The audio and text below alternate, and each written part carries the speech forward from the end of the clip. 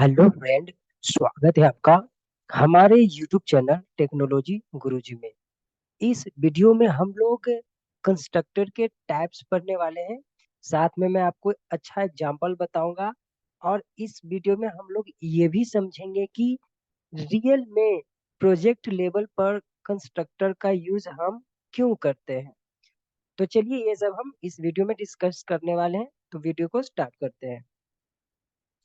पिछले वीडियो में मैंने आपको बताया था कि कंस्ट्रक्टर क्या है, उसका सिंटेक्स क्या है, कंस्ट्रक्टर का कुछ इंपॉर्टेंट रूल्स होता है वो हमने बताया था। कंस्ट्रक्टर हम कैसे लिखते हैं मैंने पिछले वीडियो में बताया था। तो फिर भी इस वीडियो में थोड़ा रिवीजन कर दूंगा कि कंस्ट्रक्टर कैसे लिखते हैं। और मैं प्रैक्टिकल जब मैं करूंगा तो आपको अच्छे से क्लियर हो जाएगा। तो कंस्ट्रक्टर कब यूज करते हैं ये पहले समझ लो। कंस्ट्रक्टर यूज कब करते हैं, देखो। आपको अगर एक इंटरव्यू में ये क्वेश्चन पूछा जाए कि कंस्ट्रक्टर हम कब यूज करते हैं और या कब यूज करना चाहिए प्रोजेक्ट लेवल पे, तो इसका आंसर आप कैसे दोगे। आपको ज्यादा सोचना नहीं है, सिंपल साधारण भाषा में आपको आंसर देना है। आप ये ऐसा आंसर देना कि सर कंस्ट्रक्टर का यूज हम लोग करते हैं बिजनेस लॉजिक लिखने के लिए। कोई भी लॉजिक लिखने के लिए, जैसे मेथड में हम लोग लॉजिक लिखते थे वैसे ही हम कंस्ट्रक्टर में लॉजिक लिखते हैं। लेकिन अगर मेरा रिक्वायरमेंट है कि जो मैं कंस्ट्रक्टर में लॉजिक लिख रहा हूँ, अगर वो लॉजिक कब कॉल होना चाहिए, जब मैं ऑब्जेक्ट क्रिएट करता हूँ उस क्लास का। तो जब मेरा रिक्वायरमेंट ऐसा हो कि मैं जो भी लॉजिक कंस्ट्रक्टर के अंदर में लिखा है या फिर जो भी स्टेटमेंट कंस्ट्रक्टर के अंदर में लिखा है वो कंस्ट्रक्टर तब कॉल होना चाहिए जब मैं ऑब्जेक्ट क्रिएट करूंगा। तो ये था मेन यूज कंस्ट्रक्टर का। तो आप शॉर्टकट में आंसर क्या बताओगे कि मान लीजिए सर कि मैंने कोड लिखा, मतलब लॉजिक लिखा कंस्ट्रक्टर में, और मैं चाहता हूँ कि जो मैंने कंस्ट्रक्टर में लॉजिक लिखा वो लॉजिक कब एग्जीक्यूट हो, जब मेरा ऑब्जेक्ट, जब मैं ऑब्जेक्ट बनाता हूँ क्लास का उस टाइम में एग्जीक्यूट हो। इस सिनेरियो में हम लोग कंस्ट्रक्टर यूज करेंगे। आप इस तरह से आंसर देना, ठीक है। अब देखो कंस्ट्रक्टर के कुछ टाइप्स में मतलब कंस्ट्रक्टर कैसे लिखते हैं, इसके कुछ इंपॉर्टेंट रूल्स होते हैं। जैसे क्लास का जो नेम रहेगा वही सेम कंस्ट्रक्टर का नेम होगा। ये सब मैं डिटेल्स में वीडियो में आपको बताऊंगा प्रैक्टिकली करके, डोंट वरी। सिंपल आप समझना कि जो क्लास का आप नेम लिखोगे वही कंस्ट्रक्टर का नेम लिखोगे, फर्स्ट रूल है। सेकंड रूल है कि जब भी आप कंस्ट्रक्टर यूज करोगे तो उससे पहले रिटर्न टाइप हम यूज नहीं करते हैं, विदाउट रिटर्न टाइप होता है कंस्ट्रक्टर में। ये सब मैं अच्छे से और बताऊंगा जब मैं डिफरेंट बताऊंगा मेथड और कंस्ट्रक्टर में क्या डिफरेंट है, तो आपको और ज्यादा अच्छे से क्लियर हो जाएगा। अब यहाँ पर हम लोग पढ़ते हैं कि कंस्ट्रक्टर के दो इंपॉर्टेंट टाइप्स होते हैं, जिसमें से पहला आपका है डिफॉल्ट कंस्ट्रक्टर और सेकंड आपका है पैरामीटराइज कंस्ट्रक्टर। अब डिफॉल्ट कंस्ट्रक्टर क्या होता है, सिंपल आपको सोचना है, ज्यादा लेंदी नहीं बनाना है इसको। आप क्या समझोगे कि मान लीजिए आपने एक क्लास के अंदर में एक कंस्ट्रक्टर यूज किया, अगर उस कंस्ट्रक्टर के अंदर में मैंने कोई भी पैरामीटर पास नहीं करता हूँ, तो आप समझना को क्या है, डिफॉल्ट कंस्ट्रक्टर है। पहला पॉइंट क्या रखोगे याद डिफॉल्ट कंस्ट्रक्टर के लिए, कि अगर मैं क्लास के अंदर में कोई कंस्ट्रक्टर यूज कर रहा हूँ और उस कंस्ट्रक्टर के अंदर में अगर मैं कोई भी पैरामीटर नहीं पास करता हूँ तो वो क्या है, डिफॉल्ट कंस्ट्रक्टर है। ये पहला पॉइंट हो गया। सेकंड पॉइंट आप क्या बताओगे इस डिफॉल्ट कंस्ट्रक्टर के लिए, कि मान लीजिए कि आपने डिफॉल्ट कंस्ट्रक्टर नहीं लिखा। तो अगर आप डिफॉल्ट कंस्ट्रक्टर नहीं लिखोगे तो बाय डिफॉल्ट आपका compiler constructor default constructor create करके दे देगा, ठीक है। सेकंड पॉइंट हो गया। थर्ड पॉइंट आप क्या बताओगे कि कंस्ट्रक्टर को हम लोग जीरो आर्गुमेंट भी बोलते हैं, जीरो आर्गुमेंट कंस्ट्रक्टर भी बोल सकते हैं। कहीं कहीं आपको अगर लिखा रहा जीरो आर्गुमेंट कंस्ट्रक्टर तो आप समझना कि डिफॉल्ट कंस्ट्रक्टर के बारे में बोल रहा है। ये था डिफॉल्ट कंस्ट्रक्टर। ये सब मैं प्रैक्टिकली करूंगा, डोंट वरी। अब सेकंड है पैरामीटराइज कंस्ट्रक्टर।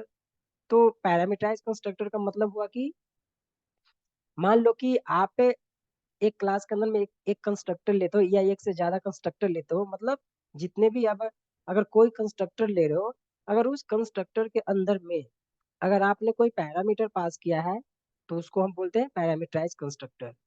सिंपल, आप क्या ध्यान रखोगे कि कंस्ट्रक्टर के अंदर में जब हम पैरामीटर पास करते हैं उसको बोलते हैं पैरामीटराइज कंस्ट्रक्टर। सेकंड पॉइंट क्या बोलोगे कि पैरामीटराइज कंस्ट्रक्टर को हम अगर मान लीजिए कि उसके अंदर में एक पैरामीटर पास किया तो उसको हम बोलते हैं फर्स्ट आर्गुमेंट कंस्ट्रक्टर। अगर दो पैरामीटर पास किया तो उसको बोलोगे सेकंड आर्गुमेंट कंस्ट्रक्टर। अगर तीन पैरामीटर पास किया तो आप उसको बोलोगे थर्ड आर्गुमेंट कंस्ट्रक्टर। इस तरह से आप जितने पैरामीटर पास करोगे कंस्ट्रक्टर में उसके अकॉर्डिंग उसको वैसा नाम दे सकते हो।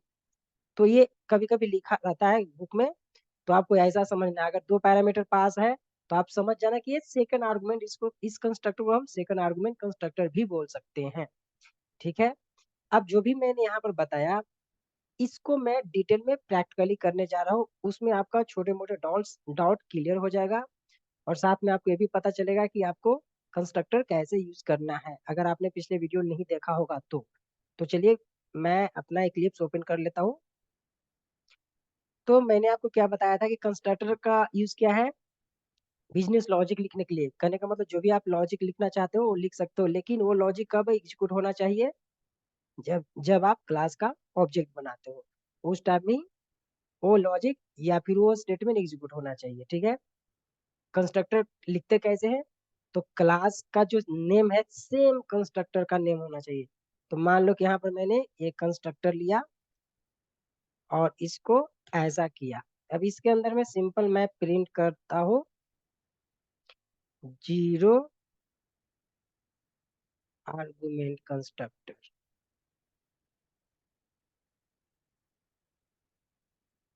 ठीक है। डिफॉल्ट कंस्ट्रक्टर को हम जीरो आर्गुमेंट कंस्ट्रक्टर भी बोलते हैं। ठीक है। अब देखो मैंने सेकंड रूल बताया था कि कंस्ट्रक्टर के आगे हम कोई रिटर्न टाइप यूज नहीं करते हैं, ये ध्यान रखना। ठीक है। अब बताओ कि ये कंस्ट्रक्टर कब एग्जीक्यूट होगा, जब आप क्लास का ऑब्जेक्ट बनाओगे।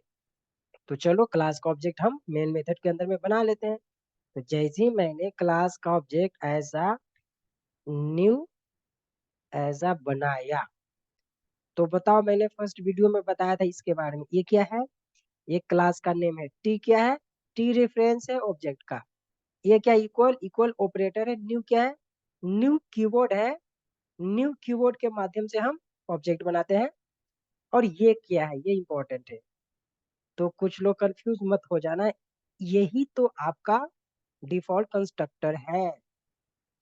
तो क्या रीजन होता है ये डिफॉल्ट कंस्ट्रक्टर कॉल होने का, मतलब मैंने आपको बताया ना कि कंस्ट्रक्टर कब कॉल होता है, जब आप ऑब्जेक्ट बनाते हो। देखो जैसे ही मैंने ऐसा ऑब्जेक्ट बनाया तो ये जो पार्ट आपको दिख रहा है ना इसी को बोलते हैं डिफॉल्ट कंस्ट्रक्टर।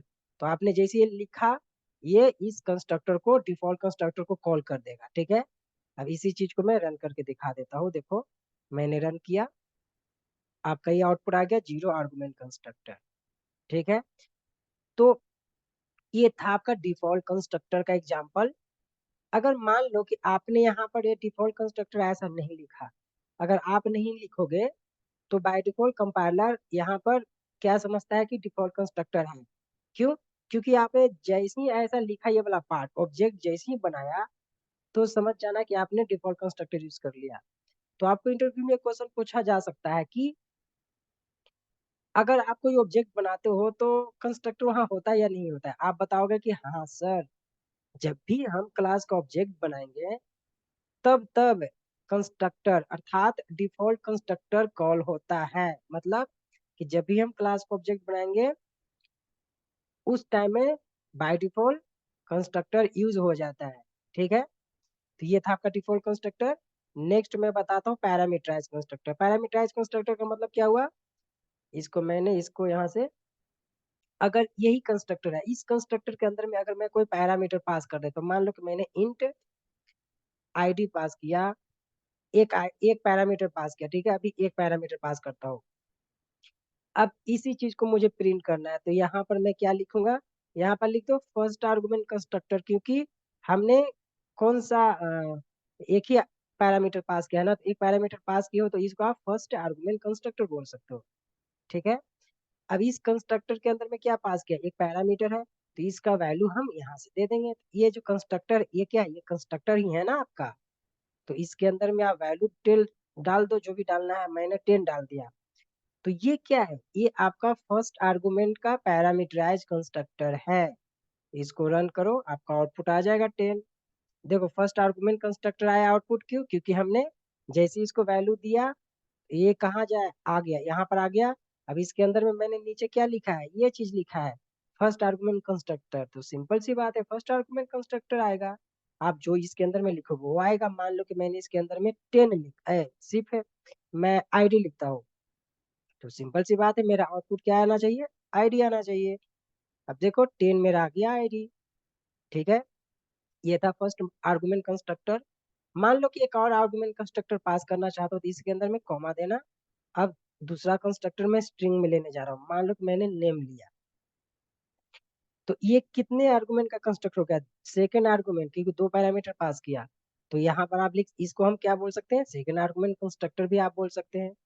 अब मान लो कि आपको वैल्यू प्रिंट करना है, तो इसको हम ऐसा लिखेंगे आईडी, और ये मैं प्लस ऐसा लिखूंगा, और स्पेस के लिए फिर मैंने ऐसा कर दिया, फिर प्लस कर दूंगा। और दूसरा क्या है, मेरा नेम है। तो मैंने नेम को यहाँ से कॉपी किया और यहाँ पर पेस्ट कर दिया। ठीक है, तो मैंने सेकेंड आर्गुमेंट कंस्ट्रक्टर यूज किया। अब इसका मैं वैल्यू यहाँ से दे दूंगा, क्योंकि ये क्या है, ये कंस्ट्रक्टर ही है ना। तो यहाँ पर आईडी मैंने 10 दिया, ये 10 इसके पास जाएगा। अब मैं नेम देने जा रहा हूँ, नेम क्या है, स्ट्रिंग में। तो स्ट्रिंग में कैसे लिखते हैं, कॉमा देके डबल कोड में ऐसा। तो मान लो कि मैंने कुमार लिखा नेम में। अब इसको सेव किया, इसको रन करो, ये आपका आउटपुट आ गया 10 कुमार। ठीक है, मान लो कि आपको एक से ज्यादा वैल्यू लेना है, तो सिंपल से सिर्फ आपको यहीं से क्या करना है, यहाँ पर कॉपी पेस्ट करते जाओ। आपको जितना यूज करना है कॉपी पेस्ट करो, और जितना डिस्प्ले करना है कर सकते हो। मान लो कि मैंने यहाँ पर 11 किया, नीचे मैंने 12 किया, और नीचे मैंने 13 किया। और आप नेम चेंज कर सकते हो, क्रिश, ठीक है, कृष्णा, जो भी आप लिख सकते हो। इसको सेव किया। और हमेशा याद रखना कि जब एक आपने ऑब्जेक्ट बनाया, तो सब ऑब्जेक्ट का जो रेफरेंस का नेम रहेगा वो अलग अलग होना चाहिए। यहाँ पर टी है, तो इसको T1 कर दो, इसको T2 कर दो, इसको T3 कर दो। ये ध्यान देना, ठीक है, वरना ऐसा नहीं कि मतलब सेम रेफरेंस सबका होना चाहिए, तो फिर गड़बड़ हो जाएगा। ये मैं डिटेल में बताऊंगा ऐसा क्यों एरर आता है सेम रेफरेंस लेने से, डोंट वरी। मैंने प्रॉमिस किया ना, आपको एक्सपर्ट कर दूंगा अगर आप इस चैनल को फॉलो करते हो तो। अब देखो इसको मैं रन किया, आपका टोटल डेटा यहाँ पर आ गया। ठीक है, तो ये था आपका सेकंड आर्गुमेंट कंस्ट्रक्टर। आशा करता हूँ कि ये वीडियो आपको समझ में आया होगा। नेक्स्ट वीडियो में मैं आपको अच्छे चीज बताने जा रहा हूँ, क्या कि दिस कीवर्ड कब यूज करना चाहिए कंस्ट्रक्टर में, कैसे यूज करते हैं। और मैं सुपर कीवर्ड के बारे में बताऊंगा, सुपर कीवर्ड क्यों यूज करते हैं, कैसे करते हैं, और दोनों में डिफरेंट भी बताऊंगा। तो नेक्स्ट वीडियो आपके लिए बहुत ही इंपॉर्टेंट है, उसे देखना ना भूलें। इस वीडियो में इतना ही, मिलेंगे नेक्स्ट वीडियो में। धन्यवाद।